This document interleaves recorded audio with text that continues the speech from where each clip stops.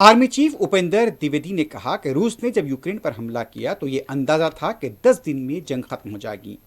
Iran Iraq जंग को लेकर भी अंदाजा नहीं था कि यह जंग 10 साल तक जारी रहेगी।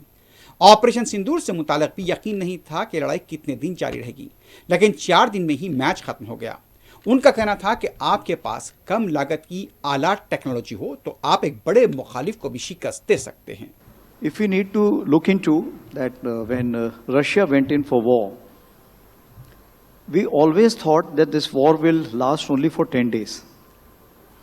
Iran-Iraq war, when we saw it was there for approximately 10 years. But when it came to the Op Sindoor, we were not sure for how many days it will remain.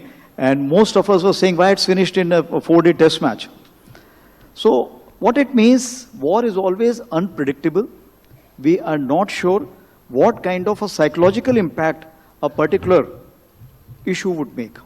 So I will put it, as far as we are concerned, we look at 3 aspects, that is force visualization, force protection, and the third one is force application. So we see that the force visualization which was done in the Russia-Ukraine war was maybe there was a miscalculation.